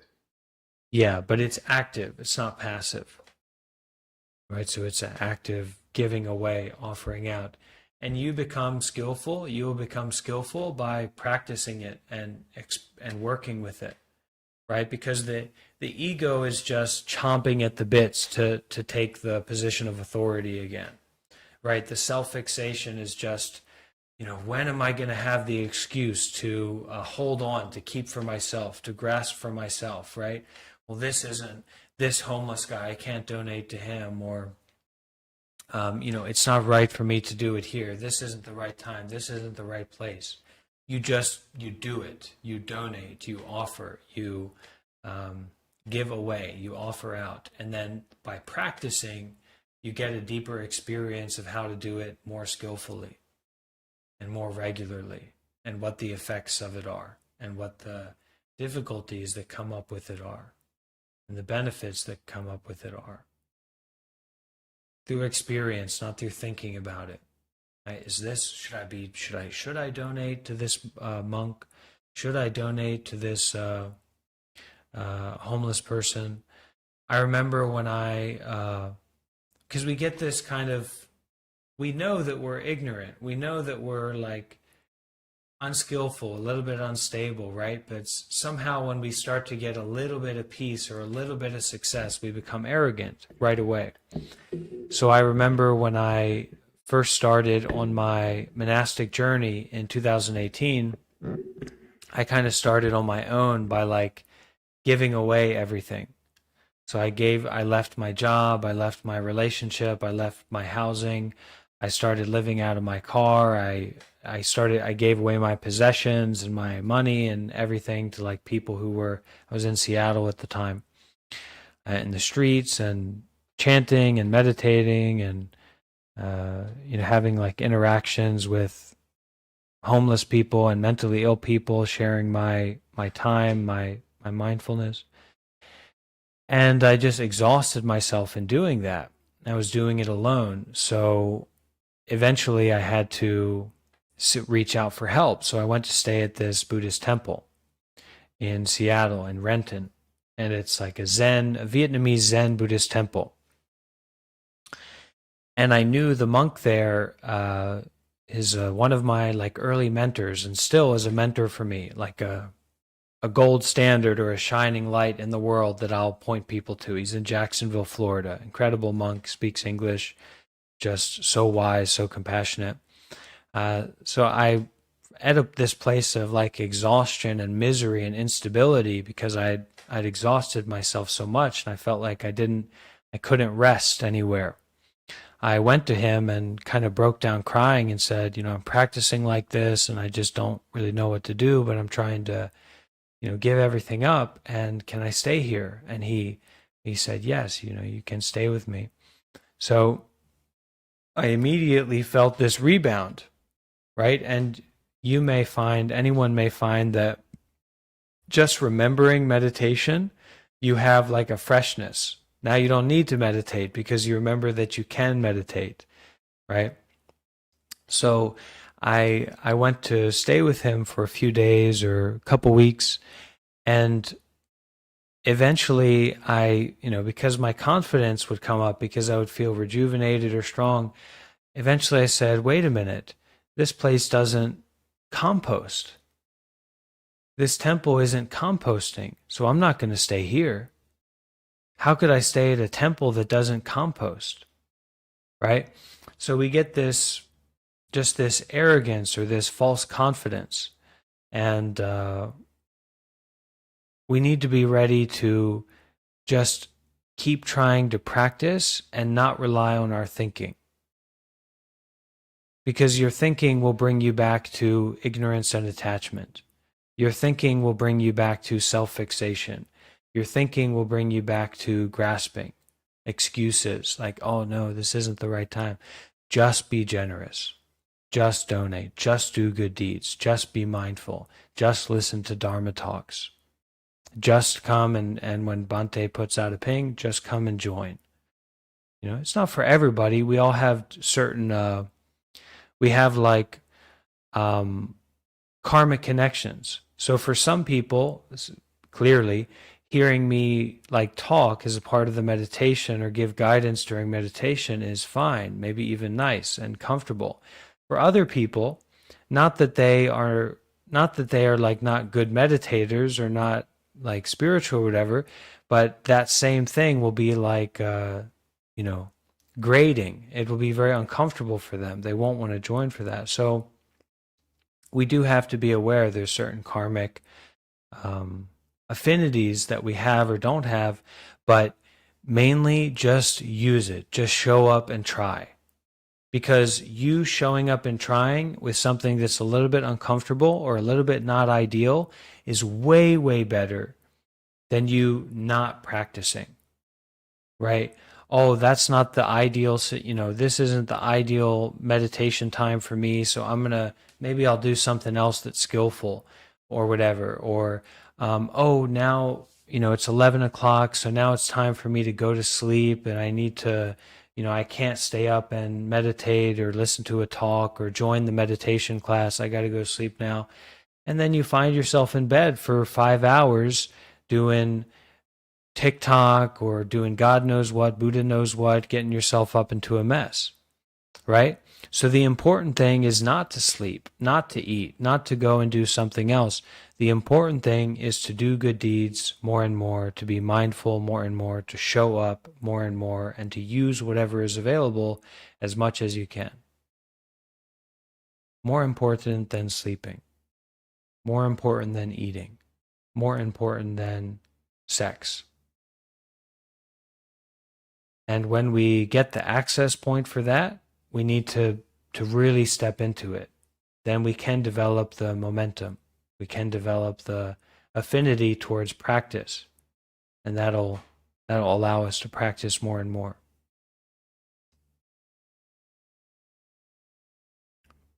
It's like I can say certainly very authoritatively that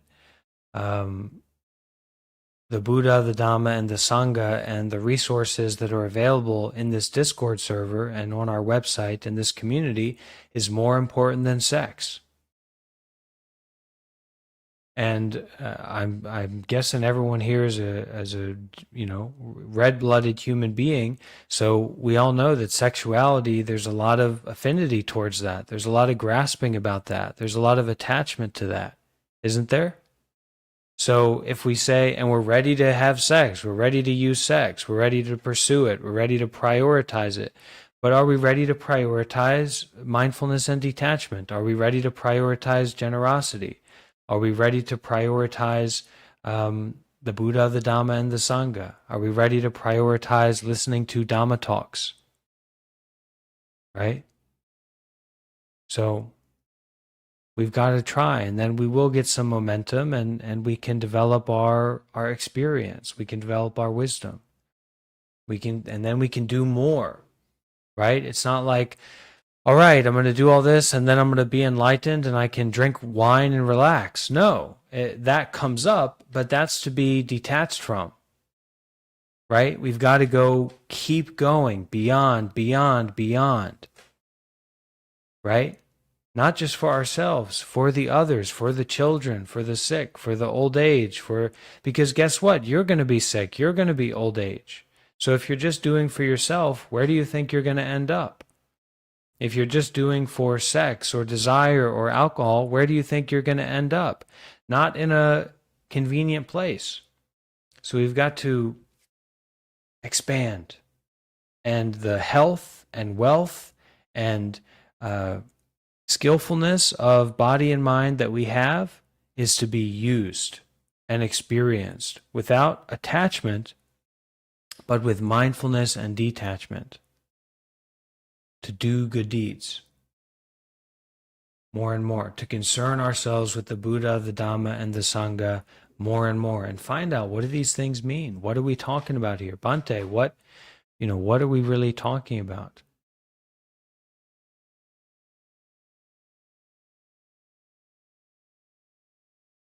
We're talking about donating, volunteering, starting meditation centers, practicing meditation, studying together, helping the others. We're talking about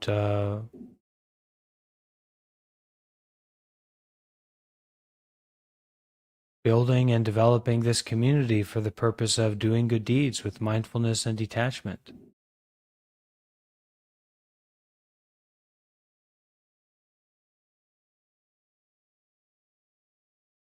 And we are supported by the Buddhist community, the larger Buddhist Sangha, the larger Buddhist community that you may be more or less aware of. So don't take it for granted. Try to put forth as much effort as you can. Okay?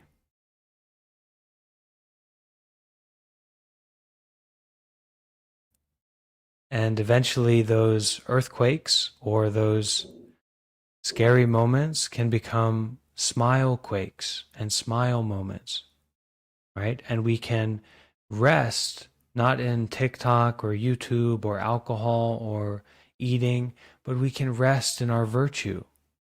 We can rest in our goodness. We can rest in our generosity. We can rest in our mindfulness. We can rest in our detachment.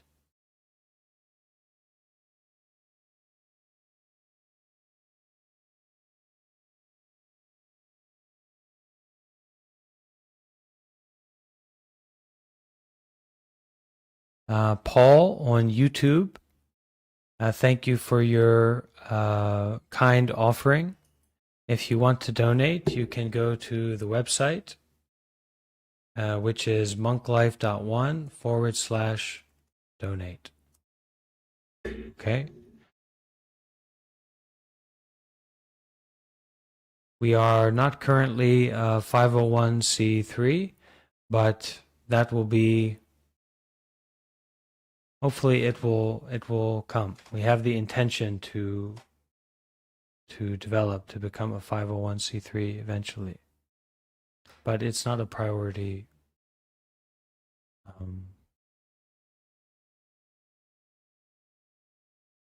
To focus on the system or the construct or the created aspect of our community, more focusing on the coming together, practicing meditation, studying, and just in general concerning ourselves with the Buddha, the Dhamma, and the Sangha, and being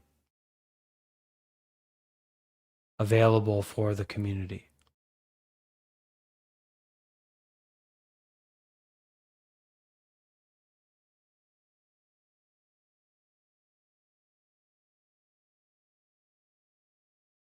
So that in the realm of volunteering in relationship to this, in our Sangha, our community here, we are interested in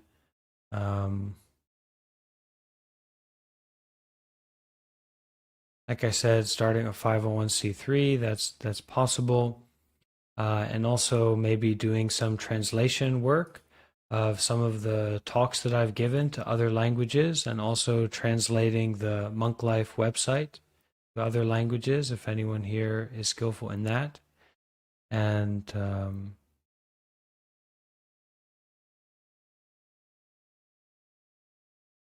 yeah, if you have some ideas or you have something to offer, you have some skill or consideration to support, or that you need support, you let us know, and we are here to do all kinds of good deeds internally and externally with all kinds of people.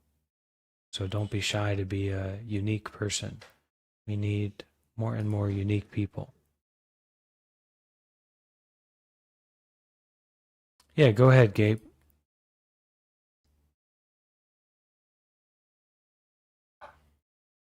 Hi. I, I was listening to the talk about community and offering services. I was actually just wanted to ask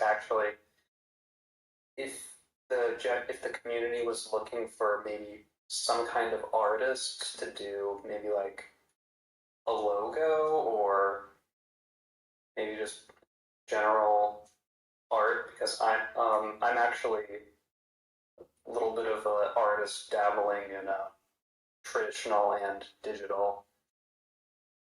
And I was just wondering if there's any way that maybe I could use that skill to help out the community.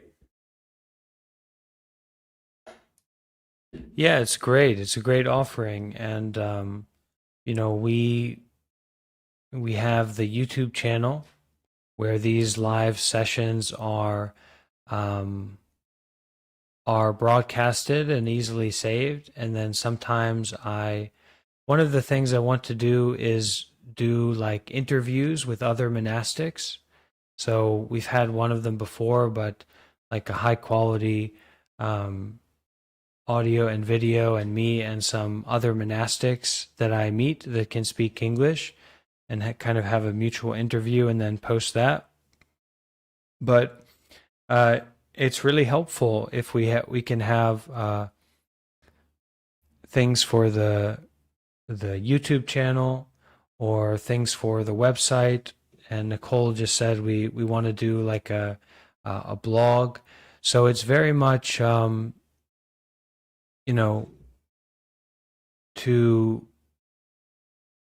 like you to give your intent, but then also be like, okay, to create it and offer it, because we can use it, right? We will find a way to use it if we have it. And that's part of the responsibility of the community here as well, is how can we use what's already being put out there, right? And use for the propagation of this community, more people to join us, right? We're already, I mean, this is for sure the most active Buddhist community on Discord, and for sure also the most active meditation community on Discord, for sure, right? And this will also extend to other online platforms. So we can consider, how can we make use of what we already have here as well, to share with more people, to make them aware of the resources that we have here, and just keep moving forward and expanding and developing slowly but surely. It takes time, but we already have a really strong foundation with a lot of long-term members and serious meditators and donors and supporters. So we can keep offering and showing up more and more. And thank you, Gabe. That's so kind. If you wanted to make some thumbnail for some of the video as well, I don't know if you're skillful in that, but that would be great. I'm always kind of fumbling over pictures of myself or just random pictures to put as a thumbnail, and then sometimes I usually update it to a screenshot from our sessions. But if you could do some YouTube algorithm focused thumbnails, I'll definitely I can put that on the new videos, and I think that'd be good. People would, Right. I'll see what I can do. yeah. But it's the giving away, it's the offering out. No transaction. It's offering the practice of giving, it's offering the practice of receiving, but to do with mindfulness and detachment is more important than anything else. That's what is sustainable. And doing for the long term, not the short term. So even just our intention to be generous, our intention to support and to help is very powerful, very meaningful, very more valuable than any one particular thing. Our intention to show up is more important than showing up. Showing up is about the short term, one time, right? The intention to show up is about the long term.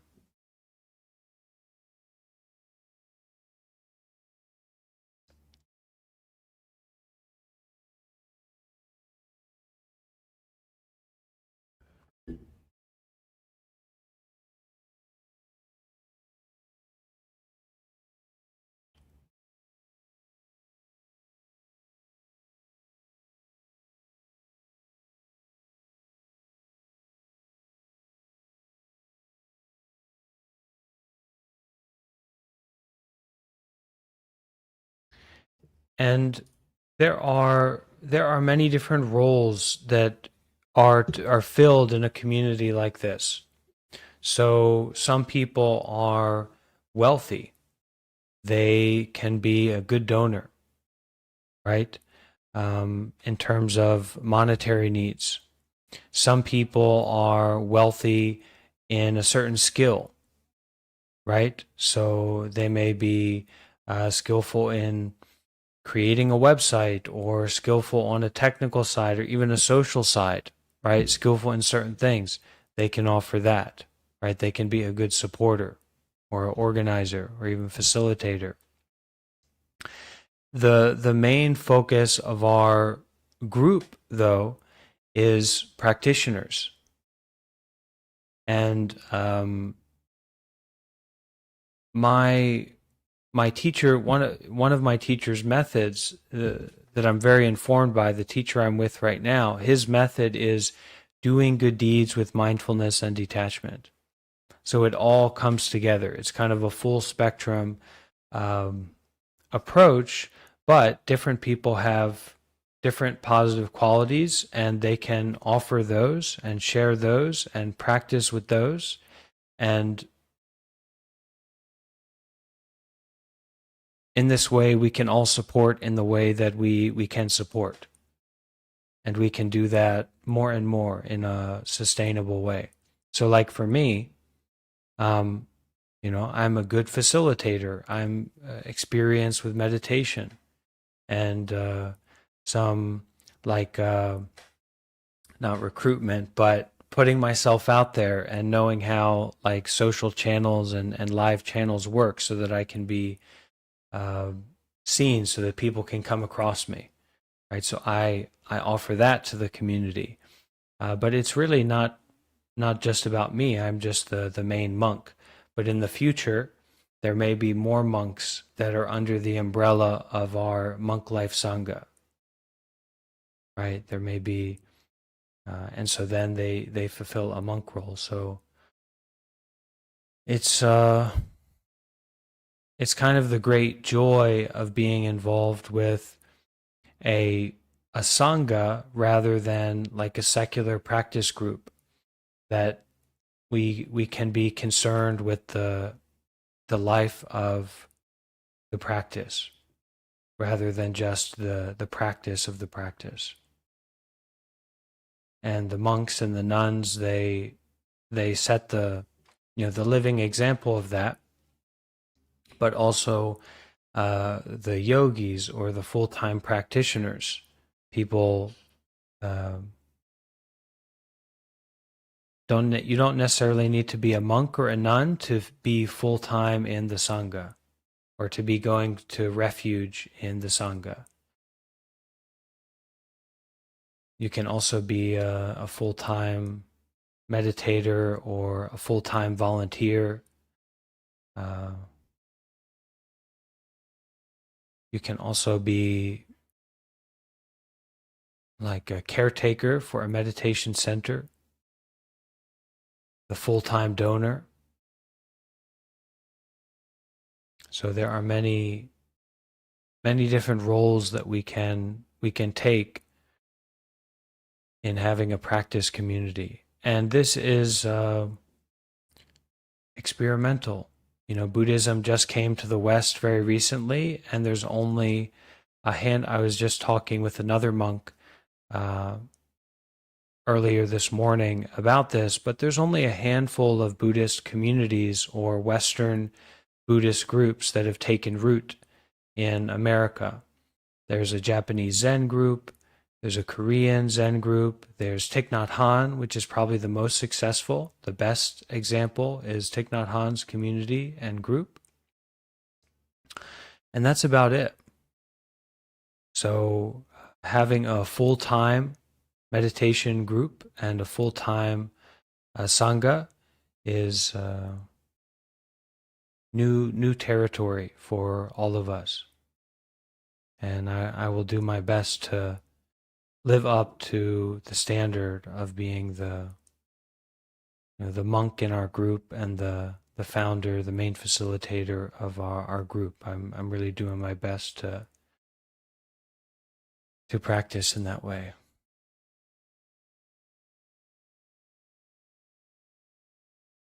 And for me as the monk, that's the priority. So it's not to build a super great website or to build and of course Ajahn Brahm in Australia, that Western community, monastic community. But my priority is to be the spiritual leader, or I don't like how that sounds, but my priority in my monk life is about spirituality.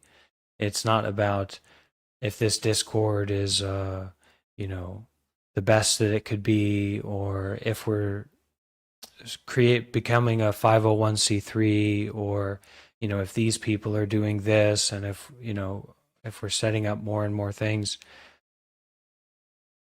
My main practice is to focus on the Sila Samadhi Panya, the virtue, meditation, and wisdom as best that I can, and then offering that, and everyone else can take the banner or the position of responsibility that's most suitable for them and accessible for them. And also the position of need. So it's not just that you might be coming here because you have something great to offer, but you might have some great need. And the Sangha is also here to meet that in all kinds of ways.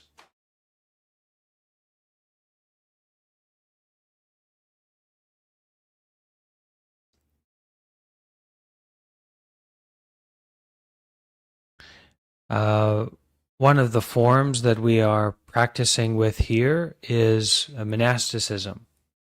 So like the life of a monk and the validity and the legitimacy and the value of a monk life. So for me, it's the life that I'm living, and I have to actively look at that, because I know that this community is not about me being a monk, because this is mostly a Western community. So even if I wasn't a monk, I think people we'd have a practice group here, but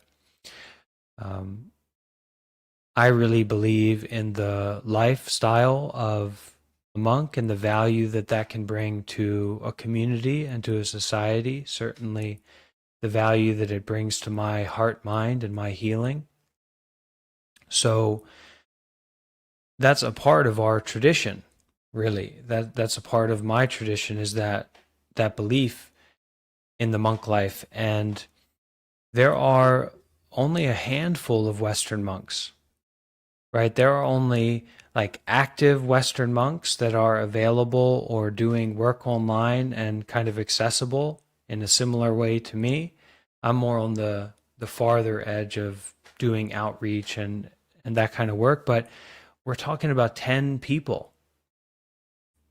You know, we're talking about a very, very small group of people. So there may be a lot of Zen priests that have, you know, they're probably very experienced and have a lot of wisdom and great practice, but they're not monks. They have wives, they have, you know, businesses and personal property investments and all these kinds of things. They have careers and jobs. So the communities that are concerned with monks are very small, very few. And I think that's our positive quality. One of the positive quality of our community is that we are concerned with the monks, at least I am. And again, people here are joining and supporting me and seem to value me, so other people's are as well. And right now, that's just me, but in the future, that can be me and also other monks. That can certainly be physical centers. And it can also be more opportunities for new monks, right? For people to become monks temporarily, or avenues for meditators or young people to try out, you know, being a monk and training under me or training under my teacher and our affiliated group and our sangha. So there's the super spiritual, there's the practical spiritual, the practices that we're doing and the emphasizing on generosity and meditation and wisdom. And then there's like the practical, and all of these things support one another, right? We want to combine all of this into this this essence of practice, this essence of doing good deeds with mindfulness and detachment limitlessly, where it goes from practices in our life to a life of practice. And I think that's where we can get the most benefit and the most healing and transformation from our sangha.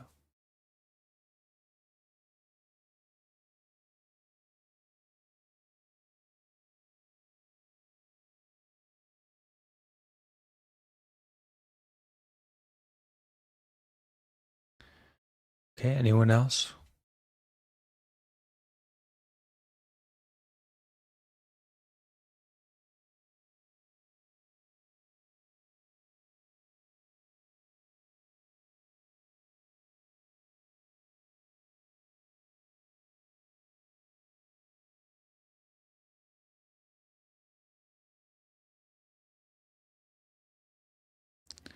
Okay, let's share our merits so we can all bring our hands together and repeat after me. And please unmute your microphone here on Discord so you can repeat after me and everyone can hear.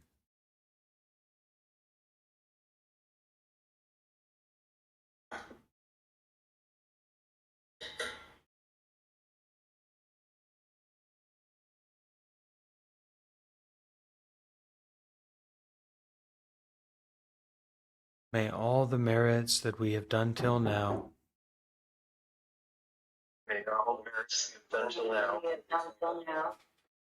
be dedicated and shared out be dedicated and shared out toward all sentient beings.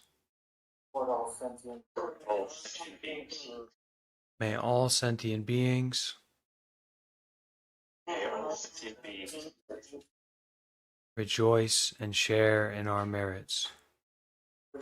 rejoice and share their merits. Sadhu, Sadhu. Sadhu.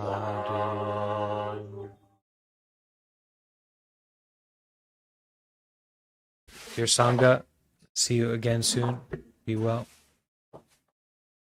Thank you. Thank you. Thank you so much.